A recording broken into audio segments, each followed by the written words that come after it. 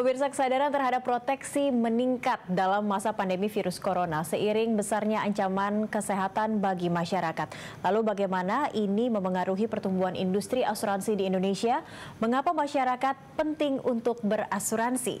Apa manfaat yang didapat? Ikuti Creative Money bersama saya, Cakri Miller.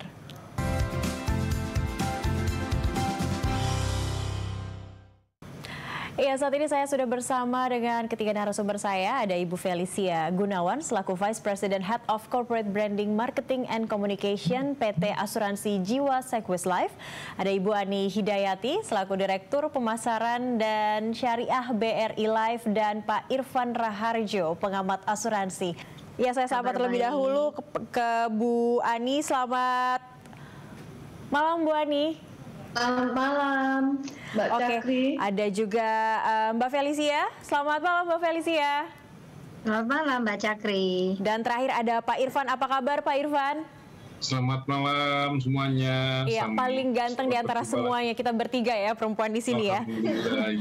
Iya, ini mungkin pertanyaan pertama saya kepada pengamat terlebih dahulu. Sebenarnya masyarakat kita sudah sadar tidak sih, Pak? Atau kesadarannya ini ada level-level tertentunya terhadap apakah saya membutuhkan asuransi, khususnya asuransi kesehatan?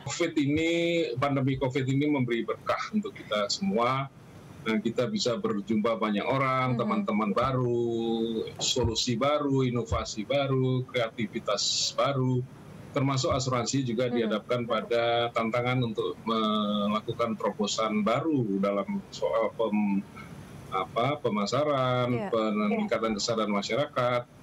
Dengan yang sangat menonjol saat ini adalah perlunya digitalisasi yang sudah digaungkan beberapa waktu yang lalu dengan 4.0, dengan disrupsi dan sebagainya. Namun sekarang menemukan momentum yang sebenarnya dengan adanya COVID ini.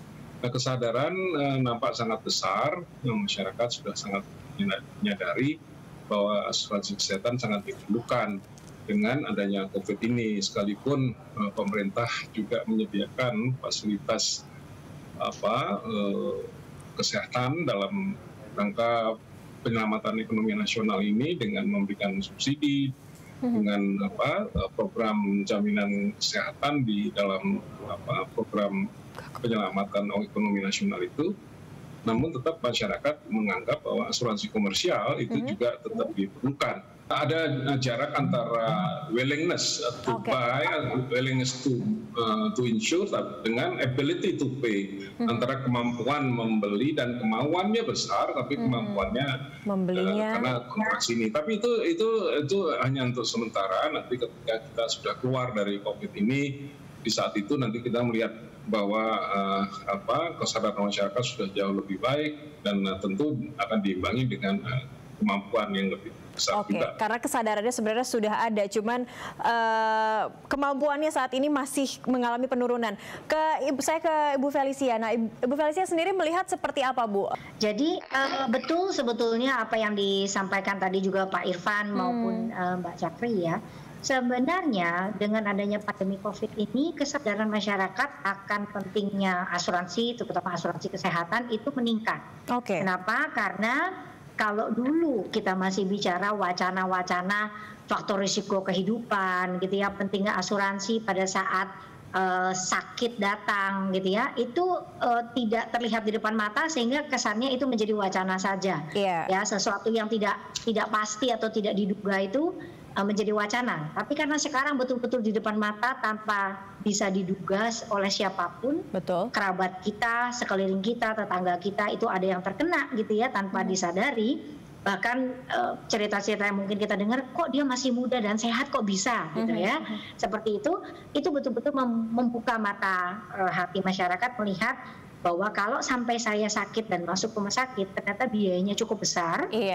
Dan disitulah hadirnya manfaat dari asuransi kesehatan yang betul-betul mereka bisa rasakan, karena banyak yang testimoni yang sudah kami kumpulkan juga gitu ya, yang sudah merasakan manfaatnya karena mereka tidak keluar, boleh dibilang tidak keluar duit sepeser pun gitu ya, kalaupun ada juga cuma sekedar untuk menanggung hal-hal yang sifatnya istilahnya kosmetik gitu ya, bangsa kayak tisu atau pembayaran hal-hal lainnya gitu ya, bukan yang utama, sehingga mereka betul-betul merasakan manfaatnya besar sekali karena tidak mengganggu keuangan per bulan mereka, tidak mengganggu pengeluaran mereka. Sehingga dengan timbulnya kesadaran itu mulai banyak orang-orang yang justru mulai mencari asuransi, mulai menimbang-nimbang dan mulai membeli, gitu ya. Sudah terlihat beberapa user-user baru, gitu ya, atau pengguna-pengguna nasabah baru yang membeli asuransi. Hanya saja memang betul tadi Mbak Cakri bilang, ada juga sebagian masyarakat yang jadinya kepingin, gitu ya, mau, tapi memang mereka harus mengatur ulang pengaturan keuangan rumah tangga mereka.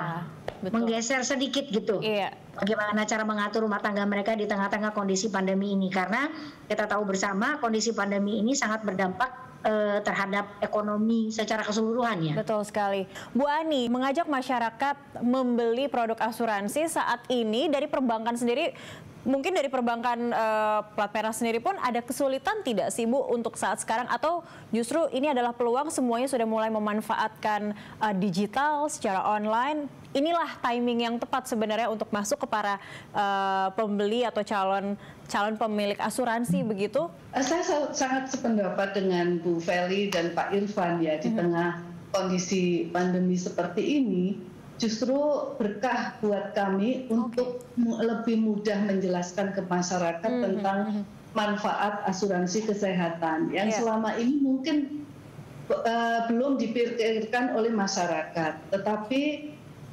kendalanya tadi ada penurunan kemampuan daya beli. Nah, ini yang harus kita bisa manfaatkan. Dua kondisi seperti ini, perusahaan asuransi harus bisa mendesain sebuah produk yang benar-benar punya nilai manfaat untuk mengcover asuransi kesehatan, tetapi dengan harga yang terjangkau. Gitu.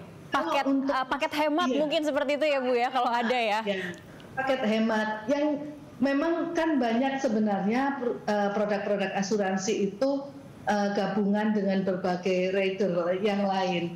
Nah, buat masyarakat yang punya kemampuan daya beli masih tinggi itu nggak ada masalah, mereka bisa memilih produk-produk asuransi yang banyak ditawarkan. Tapi bagaimana di tengah masyarakat yang mengalami situasi seperti ini, tetapi kesadaran muncul untuk melindungi diri dari risiko terjadinya faktor kesehatan dan lain-lain, maka diperlukan sebuah produk baru yang hanya yang murah, yang terjangkau, tetapi bisa memberi manfaat besar.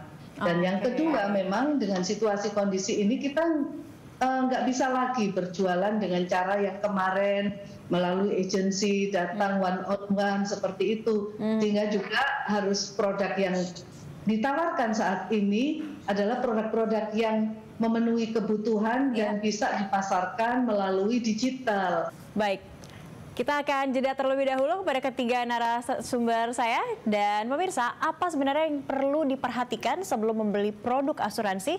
Tetap di Creative Money.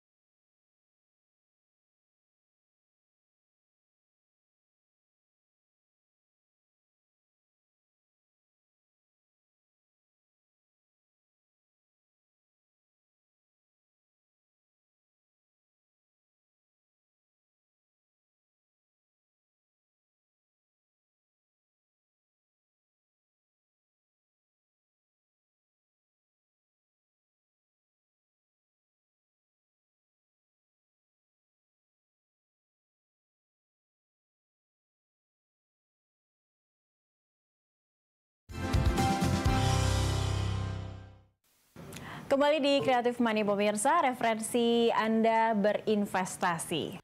Yang kembali bersama narasumber saya, mungkin tadi ibu-ibu cantiknya sudah berbicara, saya akan menuju ke Pak Irfan kembali. Pak Irfan, tapi asuransi sebenarnya sudah sangat well known, sudah sangat dikenal oleh masyarakat. Kira-kira seperti apa yang butuh dimiliki oleh masyarakat melihat asuransi kesehatan dan mereka bisa tepat untuk memilih asuransi kesehatan bagi diri mereka masing-masing?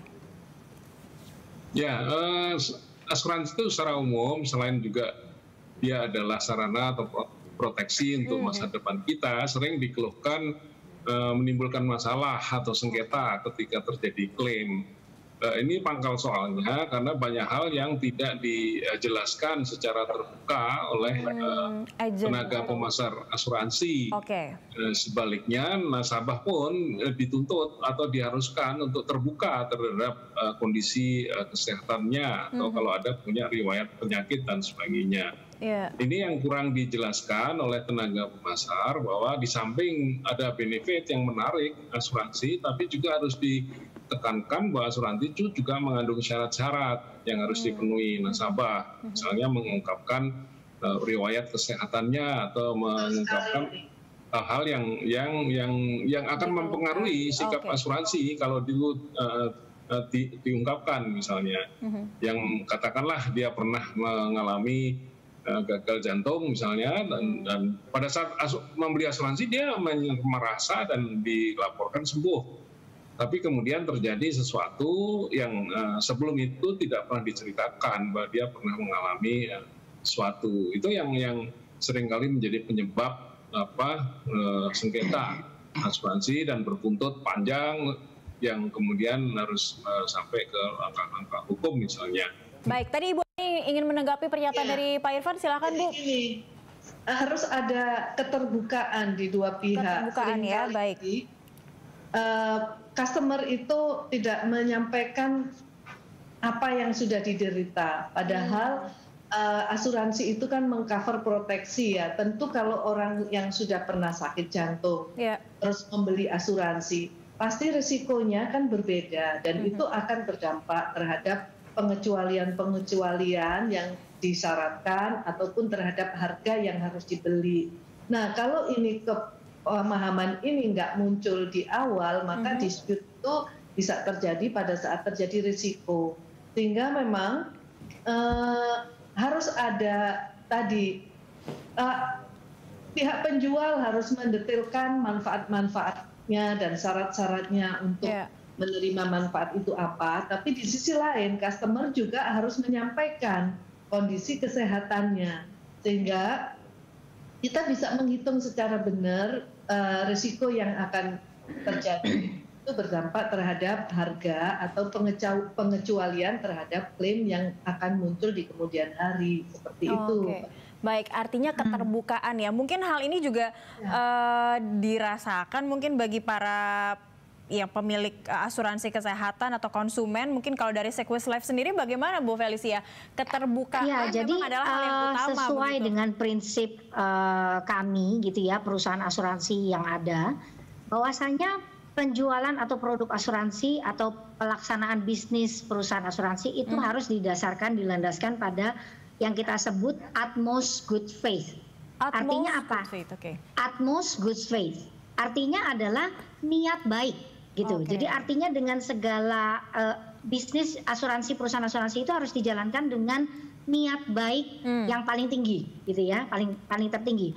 Artinya tujuan kami itu adalah melindungi masyarakat, memberikan kesejahteraan pada masyarakat, gitu. Jadi sebaliknya juga kami berharap bahwa masyarakat itu juga membeli produk asuransi dengan niat untuk kesejahteraan dirinya sendiri dan bukan untuk sekedar quote on quote gitu ya, dalam tanda kutip mencari untung semata.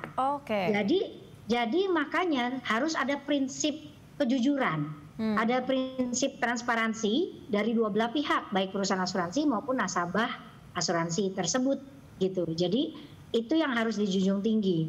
Kemudian tadi yang mungkin disampaikan kalau ditanya gimana dong caranya supaya masyarakat tuh tahu memilih produk asuransi yang tepat gitu ya buat diri mereka. Nomor satu, mereka harus tahu dulu tujuan mereka membeli asuransi apa. Kenapa? Karena ada berbagai macam produk asuransi yang ditawarkan. Jadi ada asuransi jiwa berjangka, asuransi jiwa seumur hidup, ada asuransi kesehatan juga banyak, ada yang rawat inap, rawat jalan, ada yang dengan penyakit kritis gitu ya. Kemudian juga ada asuransi untuk dana hari tua, begitu. Ada lagi dwi guna, ada lagi asuransi yang berbalut investasi. Nah, jadi tujuannya ditetapkan dulu pada saat seorang nasabah ingin beli asuransi. Kalau sudah ditetapkan tujuannya, barulah kemudian mereka mulai mencari, oke, kita lihat perusahaan-perusahaan manakah yang terdaftar di OJK, perusahaan-perusahaan manakah yang baik, dan baru eksplor nih produknya, cari produknya. Kemudian berikutnya tentukan, oke, kalau begitu saya mau manfaatnya seberapa besar, uang pertanggungannya berapa rupiah. Kemudian sesuaikan dengan pendapatannya nasabah. Kira-kira saya sanggup nggak bayar premi sekian? Itu juga penting ya, melihat kesanggupan kita juga untuk membayar premi, dan balik hasilnya atau imbal hasilnya juga sesuai dengan kebutuhan kita. Jangan sampai nanti istilahnya gini, saya kepingin yang manfaatnya paling besar gitu ya, supaya seumur hidup nggak habis-habis gitu. Tapi ternyata pendapatannya dia itu sangat mepet, sehingga ada satu masa di mana misalnya ada dana darurat dia yang dialokasikan untuk hal-hal lainnya, sehingga satu masa dia tidak sanggup membayar preminya. Nah, itu yang menyebabkan akhirnya polis asuransinya jadi tidak aktif atau lapse. Nah, itu kan juga akhirnya banyak yang seperti itu ya kejadiannya. Mereka merasa aduh rugi dong gitu. Padahal sebetulnya waktu awal mereka merencanakan asuransi itu yang kurang tepat. Pak Irfan, sebenarnya kalau untuk yang awam terhadap asuransi, sebaiknya membeli asuransi murni saja begitu, atau sebaiknya asuransi yang disertai produk investasi? Yang paling mendasar untuk datang orang ke asuransi itu sebetulnya adalah untuk mencari proteksi. Baik. Ya, sedangkan untuk membeli investasi atau dengan maksud untuk berinvestasi itu bukan pada tempatnya sebetulnya asuransi. Asuransi itu pada dasarnya adalah lembaga proteksi. Bahwa kemudian ada asuransi yang berbalut investasi atau yang kita kenal dengan PID, produk asuransi yang dikaitkan dengan investasi atau unit link, itu sah-sah saja atau itu mungkin saja bisa dipilih oleh nasabah. Tapi bagi pemula atau yang berpendapatan rendah atau yang mempunyai time horizon yang lebih panjang, sebetulnya produk proteksi yang 100% proteksi term life atau endowment itu lebih tepat begitu. Nah, bagi yang berpenghasilan menengah ke atas yang ingin juga mempunyai fitur investasi, maka unit link itu salah satu pilihan yang baik. Namun yang paling sering kurang disadari oleh nasabah, mereka tidak sadar bahwa unit link itu juga tidak selalu nilainya tetap atau bergerak naik. Unit link itu nilai aktiva bersihnya juga berfluktuasi. Saya sering memberikan ilustrasi yang paling mudahnya begini.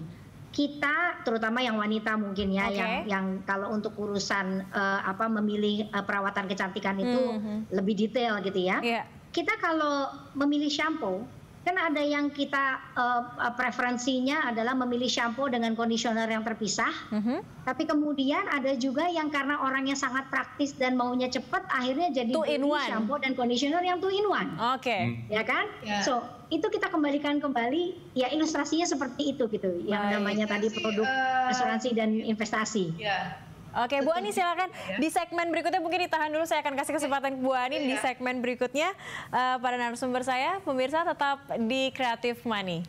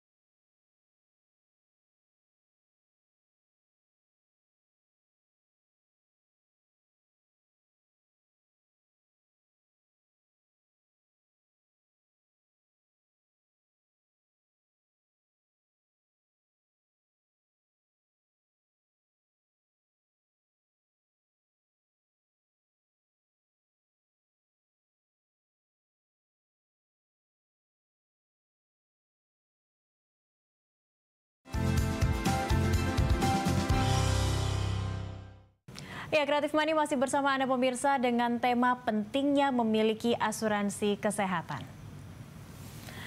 Ya, kembali masih bersama 3 narasumber saya. Tadi Ibu Ani kayaknya sudah semangat juga ingin menimpali pernyataan Bu Felicia. Silakan Bu. Gini, jadi yang baik itu ya yang sesuai. Yang baik itu yang sesuai. Oke, catat ya. Ya, yang baik adalah yang sesuai dengan kebutuhan.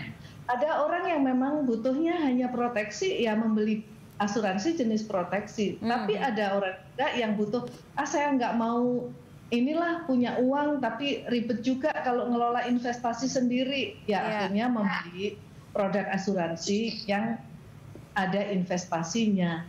Tetapi memang memahamkan masyarakat untuk produk yang berinvestasi itu harus lebih detail karena tadi nilai investasi atau premi yang dibayarkan itu kan naik turun sesuai dengan pilihan investasinya. Tetapi buat masyarakat yang baru mencoba belum pernah membeli asuransi, maka sih kami menyarankan untuk pelatihan terlebih dahulu terhadap produk asuransi yang simple dulu, yang memang membeli untuk proteksi sesuai kebutuhan dan budget yang disiapkan. Ya, karena kembali lagi beli yang sesuai begitu ya, miliki hal-hal yang sesuai dengan kita. Tapi Bu Ani, kalau sekaligus saya ingin bertanya terkait kondisi sekarang, pandemi, bagaimana juga atau produk-produk asuransi kesehatan ini melindungi masyarakat selama pandemi seperti apa sih Bu? Cukup maksimal tidak? Karena kalau tidak salah ini sebenarnya COVID-19 ini tidak di-cover begitu. Tidak semua asuransi kesehatan meng-cover COVID-19. Karena tadi seperti disampaikan bahwa tidak semua asuransi itu meng-cover kondisi pandemi. Ada kondisi-kondisi yang dikecualikan di dalam polis itu. Maka ya kalau buat yang sudah punya ya harus dicek kembali. Di dalam polisnya itu ada proteksi untuk mengcover kondisi pandemi atau kondisi-kondisi lain atau tidak. Nah, buat yang belum membeli, baru berniat membeli, maka carilah produk-produk yang memang mengcover, ada klausul di dalam polis perjanjiannya itu mengcover dalam kondisi situasi seperti ini. Semua orang tidak bisa memperkirakan dan tidak bisa memprediksi terjadi pandemi seperti hari ini. Sehingga ini pelajaran yang luar biasa buat kita semua, buat masyarakat juga, buat perusahaan asuransi untuk bisa bagaimana meningkatkan produk dan melindungi sesuai dengan kondisi saat ini. Tentu ada produk-produk yang sudah disiapkan oleh perusahaan-perusahaan asuransi. Bu Felicia, ini kalau terkait pemasarannya sendiri, masyarakat jadi lebih picky atau jadi lebih memilih nih saat ingin baru mau lagi memiliki asuransi kesehatan, jadi saya mau cari yang memang meng-cover COVID deh. Jadi mungkin sudut pandangnya begini, kami pun gitu ya, tidak pernah menduga adanya COVID ini. Namun ada satu hal yang menurut kami cukup diuntungkan gitu ya dengan kondisi seperti ini. Kenapa? Karena Sekwis itu memiliki fleksibilitas untuk bisa menyesuaikan penawarannya kepada nasabahnya, sehingga kami boleh dibilang less birokrasinya tuh tidak terlalu berlibat gitu ya. Sehingga terus terang pada awalnya sebetulnya dalam ketentuan polis kami yang awal itu memang terdapat satu klausul yang memang menyatakan jika ada penyakit yang ditentukan oleh pemerintah dinyatakan sebagai pandemi, maka itu sebetulnya masuk ke dalam pengecualian. Namun karena kita melihat situasi pandemi kali ini itu memang di luar daripada yang normal ya kita bicara, sehingga kami cukup diuntungkan dengan birokrasi kami yang lebih fleksibel, yang lebih cepat tanggap, sehingga kita langsung bisa merubah manfaatnya, sehingga nasabah kami bisa mendapatkan perlindungan terhadap COVID gitu ya.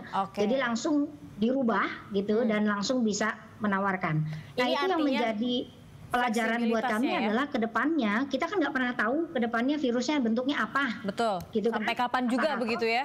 Iya, apakah COVID, apakah apalagi namanya kita nggak tahu.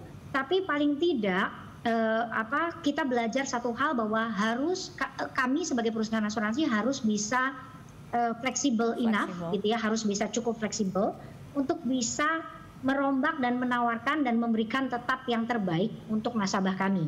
Fleksibilitas enough dari asuransi ini tentunya akan membuat nyaman kita, masyarakat atau nasabah yang memiliki asuransi, karena di kondisi seperti ini semuanya mendadak harus fleksibel dan adaptif begitu ya Bu ya. Saya ke Pak Irfan. Pak Irfan, tapi kalau melihat kalau sudah mulai banyak asuransi yang semakin fleksibel menanggapi kondisi pandemi seperti ini, tapi tingkat penetrasi asuransi di Indonesia ini juga nyatanya masih rendah, berkisar 2%. Untuk meningkatkan penetrasi asuransi ini, apalagi yang harus dilakukan? Ya, tadi Bu Ani sudah mengatakan asuransi tidak bisa sendiri. Tetap harus ada dukungan dari pemerintah, dari regulator, juga tidak kalah penting itu asosiasi yang harus ikut membantu melakukan sosialisasi, edukasi kepada masyarakat. Tapi COVID ini pelajaran yang sangat berharga, dan saya melihat banyak sekali inisiatif-inisiatif perusahaan asuransi yang membuat produk khusus untuk COVID. Baik itu full limit, artinya full cover begitu, atau juga sub limit yang hanya sejumlah tertentu saja sebagai fringe benefit dari main cover gitu. Itu sudah banyak, baik di joint venture, terutama joint venture GV company yang membuat produk khusus untuk COVID ini. Tapi sebaliknya juga. Punya loh Pak. Kenapa? Gimana? Ya, percaya. Lokal juga ada, yang besar-besar juga bikin produk COVID. Tapi juga sebaliknya yang membesarkan hati, tidak ada laporan perusahaan asuransi yang menolak orang kena COVID. Nah, itu belum ada sampai saat ini yang saya cermati, baik kepada OJK maupun ke asosiasi, belum pernah terdengar asuransi menolak orang kena COVID begitu. Itu saja sudah satu edukasi yang baik sekali. Yang harus dijaga willingness to buy ini sudah sangat bagus saat ini, dan barangkali digitalisasi itu tadi yang harus ditingkatkan gitu. Dan yang harus diingat juga yang kita kenal sekarang influencer ini, milenial itu juga harus diajak. Mungkin ini Bu Ani sedikit singkat saja. Harus bisa menangkap willingness. Yang pertama itu perusahaan asuransi. Untuk penetrasi pasar kita tidak bisa sendiri. Tapi ada satu lagi yang kita memang harus kita sasar. Selama ini asuransi itu kan sepertinya milik kalangan menengah atas. Iya, betul. Yang menengah bawah bagaimana? Pilihan-pilihan mereka sangat terbatas. Tapi sebenarnya sejak adanya BPJS itu memudahkan kami untuk memahamkan masyarakat tentang asuransi kesehatan. Sehingga campaign kami memang punya produk-produk yang nyasar mulai level paling bawah dengan premi 50.000 setahun. Kita bisa kasih HJP setiap hari selama 90 hari, setiap harinya 100.000. Itu untuk masyarakat bawah, dan kita hari ini punya hampir 6 juta polis untuk masyarakat yang paling bawah itu menyadarkan bahwa kalau ada BPJS tetap butuh tambahan benefit. Nah, itu kita tambahkan.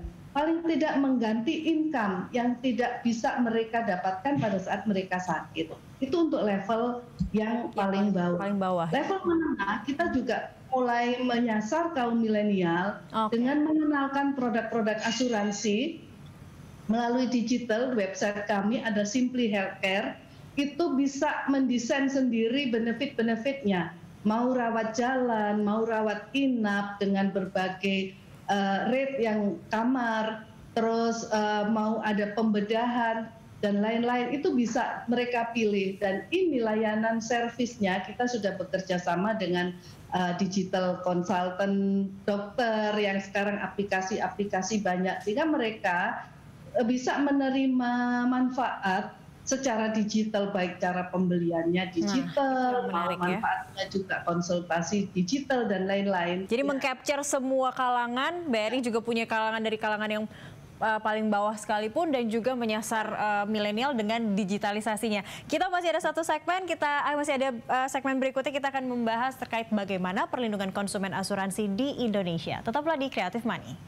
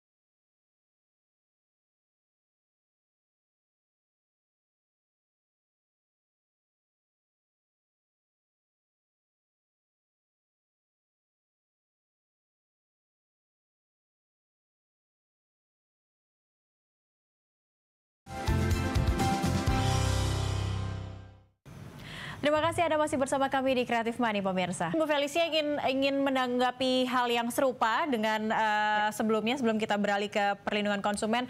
Setuju bahwa perusahaan asuransi itu harus fleksibel. Kenapa? Karena mandatnya dari pemerintah, dari OJK juga kan bagaimana caranya kita bisa inklusi keuangan ya kepada seluruh masyarakat. Artinya asuransi harus bisa dinikmati oleh seluruh lapisan masyarakat. Betul. Sejalan dengan yang tadi BRI Life juga lakukan, sama kami juga melakukan inovasi dari sisi variasi produk.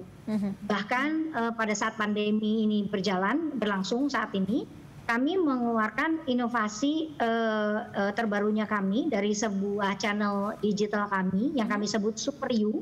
Jadi bisa dilihat di superyou.co.id. Itu adalah digital channel di mana setiap masyarakat bisa membeli asuransi secara online, langsung dalam hitungan beberapa menit saja. Polis asuransinya juga sudah bisa didapatkan di email mereka. Nah, inovasi yang kami lakukan adalah Super You ini kemudian di tahun ini pada saat pandemi berlangsung kami bekerja sama mengeluarkan sebuah produk yang namanya asuransi mikro Sekwis Sejahtera. Dan itu kami pasarkan selain lewat kanal Super You langsung, kami juga berkolaborasi. Kuncinya harus kolaborasi, nggak bisa sendiri gitu ya. Kami juga berkolaborasi dengan kanal platform yang sudah dikenal oleh masyarakat umum yaitu Fave. Ya, jadi aplikasi Fave ini lebih dikenal untuk anak-anak muda yang suka lifestyle gitu ya, suka membeli kupon-kupon, voucher-voucher, paket-paket macam-macam gitu ya. Nah, kami bekerja sama memasarkan muda yang lebih paham nampaknya ya. Iya, jadi segmennya lebih ke itu, lewat Fave. Kemudian yang kedua, kami baru saja meluncurkan kerjasama dengan JDID. JDID gitu ya, sebuah platform e-commerce juga memasarkan produk asuransi ini. Yang dimana preminya itu sangat murah dan bisa terjangkau oleh semua lapisan masyarakat karena setahunnya itu premi kami itu cuma 75.000. Itu untuk yang baru kita luncurkan. Sementara untuk di platform Super You sendiri kami memiliki berbagai macam produk, nanti bisa dipelajari. Itu mulai dari 28.500 per bulannya. Baik. Ya, kami berusaha menjangkau seluruh lapisan masyarakat gitu loh. Baik. Ini kalau dari penjelasan tadi memaparkan banyak ya produk-produk yang di asuransi dari Sekwis Life, memang nampaknya semua usia, semua golongan dan kebutuhan di cover begitu ya, ada di situ. Tapi Pak Irfan, kalau mendengar tadi sudah begitu fleksibel, sudah begitu menyasar banyak usia dan kebutuhan baik dari BRI maupun dari Sekwis Life. Ini perlindungan konsumennya bagaimana kalau Anda mengamati seluruh produk-produk asuransi yang sangat bersaing yang ada di Indonesia saat ini, Pak? Ya, soal perlindungan konsumen yang paling banyak menjadi sengketa asuransi dengan nasabah itu terutama berbeda antara ilustrasi yang mereka terima saat pengajuan proposal dengan polis yang sebenarnya. Tapi juga ada ketidakjujuran baik dari nasabah maupun sebaliknya dari petugas asuransi pada saat menawarkan asuransi itu. Maka penyelesaian perlindungan konsumen ini ada beberapa instansi yang bisa ditempuh. Pertama OJK sendiri, ada Komisioner Edukasi dan Perlindungan Konsumen. Untuk sengketa sampai 500 juta asuransi jiwa dan 750 juta asuransi umum itu bisa menggunakan fasilitas mediasi yang dilakukan oleh OJK. Fasilitas lain itu bisa melalui Badan Perlindungan Konsumen Nasional, BPKN. Kemudian ada Yayasan Lembaga Konsumen, ada Badan Mediasi dan Arbitrase Asuransi Indonesia di mana saya ada di sana, juga 500 juta untuk asuransi jiwa free tanpa membayar untuk melakukan mediasi. Namun kalau masih kurang juga atau tidak puas dengan cara mediasi, bisa melakukan cara arbitrase, yaitu penyelesaian melalui hakim. Kalau mediasi itu hanya dimediasi oleh pihak ketiga, tapi keputusan diambil oleh kedua belah pihak. Sedangkan kalau arbitrase itu ada hakim memutusnya. Tapi pasti masyarakat ini berkaitan dengan asuransi, saya saja ingin dilindungi oleh asuransi, kalau bisa jangan sampai mediasi, apalagi sampai arbitrase begitu ya. Bagaimana tipsnya agar masyarakat bisa memilih asuransi yang tepat melindungi mereka yang legal, tapi ujung-ujungnya jangan sampai gagal bayar? Ya, perusahaan asuransi itu kan setiap tahun diwajibkan membuat laporan keuangan di media nasional. Itu salah satu ukuran. Kita tahu bahwa setiap tahun banyak media yang melakukan rating asuransi. Itu juga salah satu sumber. Yang paling mudah sumber informasi itu ya tentu sesama nasabah. Tapi yang saya ingin tekankan di sini, kalau ada sengketa asuransi dengan nasabah, hendaknya asuransi juga terbuka. Karena yang sering bikin kesal nasabah itu kemudian karena tidak dilayani, baik oleh OJK pun asuransi, larinya ke media. Ya, curhatnya ke media sosial mungkin ya. Ke medsos, dan itu juga harus diingatkan bahwa itu ada konsekuensi undang-undang ITE-nya juga. Kalau orang bercurhat, ngadu ke sosmed misalnya gitu. Jadi di sini yang penting itu asuransi juga terbuka, hadapi saja nasabah itu. Kalau sudah ngamuk-ngamuk, hadapi saja, dengarkan, daripada dia kemana-mana, ke sosmed, ke media. Baik. Seperti di awal ya, keterbukaan ini penting antara nasabah dan juga asuransi itu sendiri. Saya ke Bu Ani, mungkin Bu Ani mungkin melihat pengalaman Jiwasraya yang ini sangat menakutkan bagi masyarakat, khususnya mereka yang baru mau ingin memiliki asuransi begitu. Apa pelajaran yang bisa diambil juga mungkin ya dari perbankan atau mungkin produk-produk asuransi untuk melindungi konsumennya? Iya, gini, masyarakat yang harus cerdas tadi. Tujuan kita nggak bisa compare ya perusahaan asuransi dengan yang lain dengan Jiwasraya, karena memang produknya berbeda. Yang dijual oleh Jiwasraya apa, yang kami jual apa, tentu itu harus kita jelaskan kepada masyarakat. Jadi kalau kita memang menjual produk yang sifatnya proteksi, tentu nggak ada isu buat kita gagal bayar atau apa kan. Karena memang murni menjual produk asuransi. Ya, itu yang didapatkan dari asuransi kesehatan salah satunya ya, proteksi kesehatan. Iya, gitu. Mungkin ya ada juga hal yang saya bisa tambahkan mungkin ya Mbak Cakri ya. Silakan. Jadi tadi itikat baik nomor 1 gitu ya, bahwasannya kita ingin membeli atau memiliki produk asuransi karena kita ingin melindungi masa depan keluarga kita, melindungi dari potensi adanya risiko-risiko yang mengganggu keuangan keluarga. Jadi kita harus jujur, transparan pada saat kita juga mau membeli polis asuransi. Kita harus mengatakan apa adanya gitu ya. Kalau misalnya kita memang punya kondisi yang sudah ada sebelumnya, kita harus sampaikan kepada perusahaan asuransi. Kemudian tadi disampaikan juga, lalu bagaimana mengetahui bahwa perusahaan ini kuat atau tidak.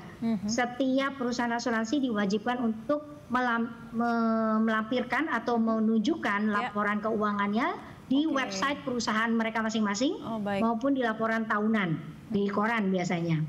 Nah, pelajarinya. Untuk mempelajarinya adalah 1, tolong dilihat adalah RBC, itu udah pasti. Itu menjadikan salah satu tolak ukur kekuatan finansial sebuah perusahaan asuransi. Yang kedua adalah lihat laba rugi mereka setiap tahun. Jangan dilihat per kuartal, tapi lihat tahunan. Tiap tahun lihat laba ruginya tahunan mereka seperti apa. Kemudian pelajari juga kinerja investasi mereka di dalam mengelola keuangan perusahaan. Bagaimana perusahaan asuransi ini kinerja investasinya, itu semua transparan, bisa dipelajari. Dari situ selama angkanya semua baik, positif, maka perusahaan ini boleh dipertimbangkan sebagai perusahaan yang kuat. Selain tentu saja yang berdirinya lebih lama, melaksanakan istilahnya industri asuransi lebih lama, lebih baik gitu ya. Kemudian pahami isi polisnya. Artinya apa? Nasabah sudah dilindungi sedemikian rupa, diberikan waktu 14 hari gitu ya untuk mempelajari isi polisnya. Artinya kalau tidak setuju, nggak jelas, boleh tanya, bahkan boleh batalkan gitu. Masih bisa. Jadi artinya manfaatkan waktu 14 hari itu untuk baca. Betul. Bacanya cuma disuruh 14 hari, ini untuk seumur hidup gitu. Untuk masa depan keluarga. Iya, betul. Baik, kita break dulu sejenak. Masih ada satu segmen terakhir, kita akan membahas topik ini. Dan pemirsa jangan kemana-mana, tetap di Creative Money.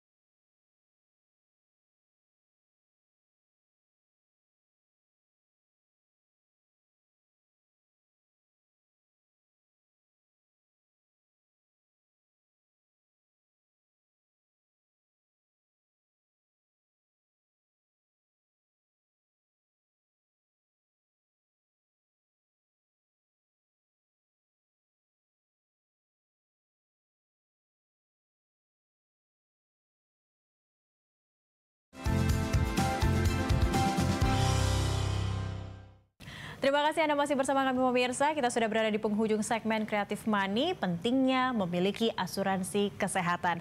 Nah, kepada ketiga narasumber saya ini, kita seru kalau berbicara soal asuransi, nampaknya tidak ada habisnya dan ingin mengulang terus supaya kita semakin pintar tentang asuransi. Saya kasih kesempatan ke Bu Ani terlebih dahulu, Bu.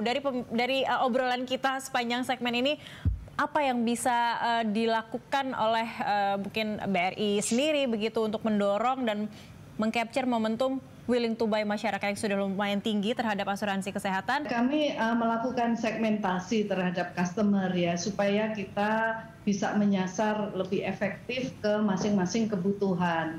Untuk level atas tentu full service dengan produk-produk unit link yang bisa mengcover di berbagai negara, tentu itu yang diperlukan dengan layanan yang memang standar seperti untuk high networking gitu.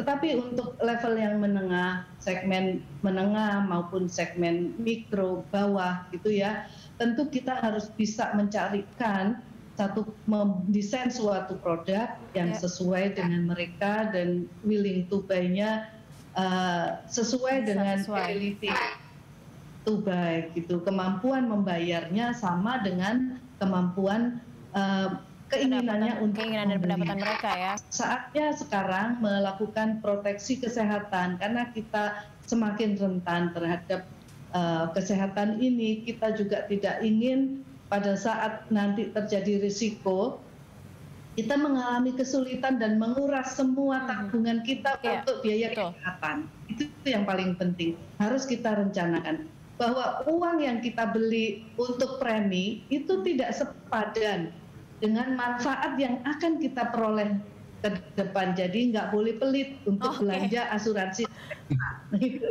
Ya, itu kunci juga tuh, dotnya. Jangan pelit terhadap asuransi gitu ya. Orang ingat ya, karena buat diri sendiri. Proteksi itu pada saat sudah sakit. Nah, kalau kita proteksi sudah sakit itu sangat terlambat ya. Jadi makin gini makin mudah membeli asuransi itu makin bagus. Pada saat sehat kita harus memikirkan risiko pada saat sakit. Jangan sakit baru berpikir tentang proteksi, itu sudah terlambat. Jadi belilah asuransi pada saat masih muda, belilah asuransi kesehatan pada saat kita masih sehat, dan belilah sesuai dengan kemampuan supaya kita bisa menjaga asuransi ini tidak putus di tengah jalan sehingga manfaatnya bisa kita terima untuk keluarga kita, untuk diri kita secara jangka panjang. Itu. Baik. Ini menarik. Ya. Dan Bu Feli, kalau dari Anda sendiri seperti apa, Bu? Ya, jadi yang saya tegaskan kembali juga sama, pentingnya asuransi itu adalah memproteksi masa depan, terutama keuangan keluarga dari potensi kerugian yang disebabkan oleh faktor-faktor risiko hidup yang selalu ada dan tidak bisa dipastikan datangnya, seperti sakit, kecelakaan, bahkan kematian. Jadi artinya kalau kita membeli asuransi untuk melindungi rumah kita dari kemungkinan rumah kita kebakaran, kalau kita membeli asuransi untuk mobil kita dari kemungkinan mobil kita ketabrak orang atau lecet, terus harus kita keluarkan biaya ke bengkel, apalagi bagaimana lagi tentang hidup kita. Jadi artinya apalagi untuk hidup kita, sudah seharusnya kita melindungi hidup kita dan keluarga kita dari potensi kerugian. Dan tadi yang dikatakan juga bahwa jangan berpikir membeli asuransi itu untuk kesannya ya cari untung. Kita berdagang untuk cari untung. Itu kita berdagang. Kita berinvestasi itu untuk cari untung di masa depan. Tapi asuransi ini untuk memproteksi, yang dimana pada saat manfaat proteksinya keluar, toh untung juga, gitu. Jadi justru asuransi itu mencegah terjadinya kerugian. Tapi jangan salah ya, saya mau berasuransi supaya dapat duit lebih banyak. Nah itu yang niatnya sudah nggak benar ya. Sedikit digeser gitu.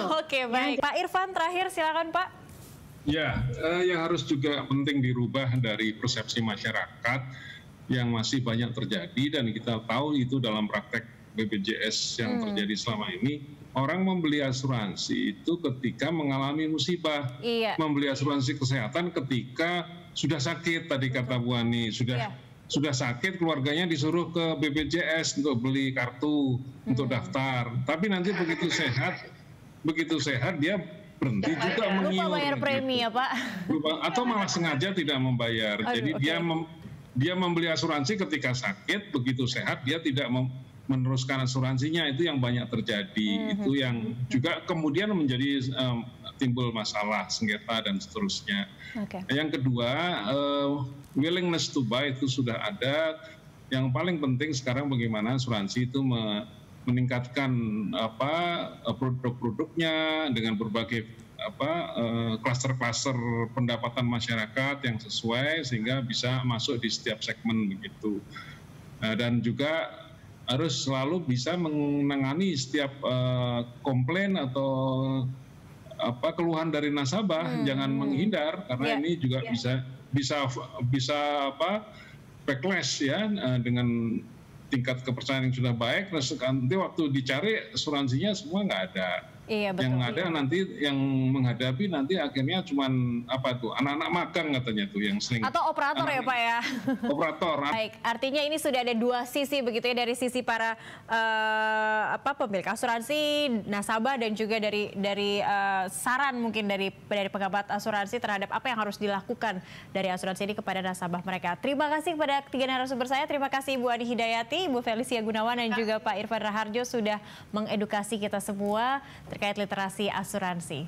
Dan pemirsa, ada pepatah, sedia payung sebelum hujan. Sediakan asuransi sebelum badai kehidupan seperti sakit kritis datang menerjang. Dan bila Anda sudah menyiapkannya, yakinlah akan ada pelangi setelah hujan. Saya Cakri Miller pamit, sampai jumpa.